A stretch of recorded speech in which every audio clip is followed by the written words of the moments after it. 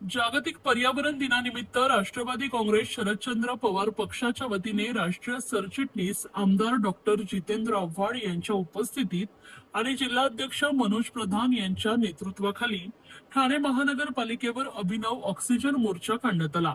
गणेशवाडी ते ठामपा मुख्यालयापर्यंत निघालेल्या या मोर्चात कार्यकर्त्यांनी झाडे आणि ऑक्सिजन सिलेंडर हातात घेऊन वृक्षतोडी विरोधात जोरदार निदर्शनं केली आहेत। मोर्चा दरम्यान टीएमसीचे टीएमसी असं नामकरण दर्शवणारे फलक, पर्यावरण संरक्षणाचे संदेश आणि यमराजाच्या वेशातील कार्यकर्त्याने सर्वांचं लक्ष वेधलंय।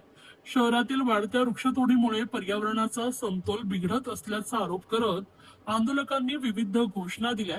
यावेळी आमदार डॉक्टर जितेंद्र आव्हाड यांनी नवीन झाडे लावण्यापेक्षा आधी अस्तित्वातील झाडे वाचवण्याची गरज आहे। ठाणेकरांनी वेळेत जागे झाले नाही तर भविष्यात आपल्या मुलाबाळांना श्वास घेणंही कठीण होईल असा इशारा दिलाय। जिल्हाध्यक्ष मनोज प्रधान यांनी गेल्या काही महिन्यात ठाण्यात सुमारे 10,000 झाडांची अधिकृत व बेकायदा कत्तल झाल्याचा दावा केला। मेट्रो, उड्डाणपूल, रस्ते व पुनर्विकास प्रकल्पांसाठी मोठ्या प्रमाणावर वृक्षतोड होत असल्याने हवेची गुणवत्ता खालावते। यावेळी पालिका प्रशासनाला प्रतिकात्मक स्वरूपात ऑक्सिजन सिलेंडर आणि झाडे भेट देण्यात आली आहेत। आज मुद्दामून आम्ही ऑक्सिजन सिलेंडर आणि मास्क घेऊन आज ही रॅली काढलेली आहे। आज पर्यावरण दिवस आहे आणि या दिवशी आम्हाला महानगरपालिकेच्या अधिकाऱ्यांना एक वेगळीच अशी भेट द्यायची आहे आणि ती म्हणजे ऑक्सिजन सिलेंडर।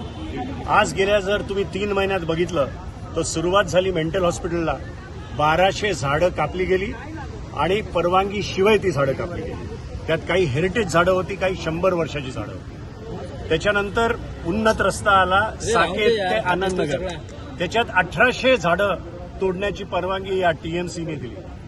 त्याच्यानंतर आता इंटरनल रिंग रेल्वे आला, त्यात 3200 झाडं तोडायची परवानगी दिली।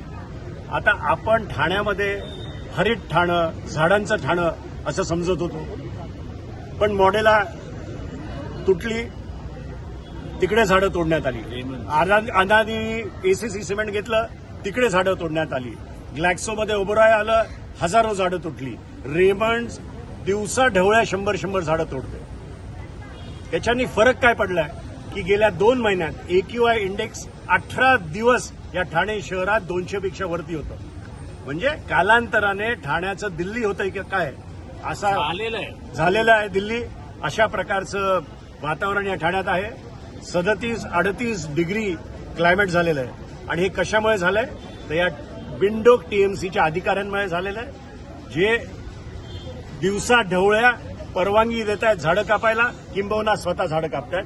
त्याचा निषेध करायला, त्यांना आठवण करायला की आज ऑक्सिजन कुठेतरी कमी होतं या शहरात, म्हणून त्यांना आम्ही ऑक्सिजनचे सिलेंडर भेट द्यायला या ठिकाणी आलो। साहेब, मुख्यमंत्री देवेंद्र फडणवीसांनी सांगितलं की 500 झाडे प्रत्येक नगरसेवकांनी आपल्या प्रभागांमध्ये राबवावी। जी आहेत ती तर वाचवा, लावतील लांब राहिलं।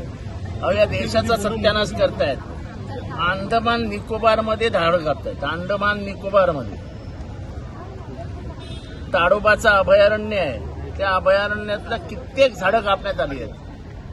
इथल्या उद्योगपतींना मोठे मोठे उद्योग देण्यासाठी म्हणून लॉयड्स असतील, हे असतील, ते असतील, हजारो एकर जमीन दिली आणि सगळी झाडं उडवतात। 194 एकर फॉरेस्ट हे 194 एकर फॉरेस्ट त्याचा TDR दिला। अहो, जमीन वन खात्याच्या ताब्यात आहे। महानगरपालिकेने द्यायची का, घ्यायची कशाला ताब्यात आणि द्यायची कशाला ताब्यात? जी जमीन तुमच्या ताब्यातच नाही, जी वन खात्याच्या ताब्यात आहे, तुम्ही कशाला मध्ये पडताय? सगळ्या भ्रष्टाचाराने बजबजपुरी झालेली आहे आणि मी ठाणेकरांना आव्हान करतो, वेळेत जागे व्हा, नाही तर तुमच्या मुलाबाळांना श्वास देखील घेता येणार नाही।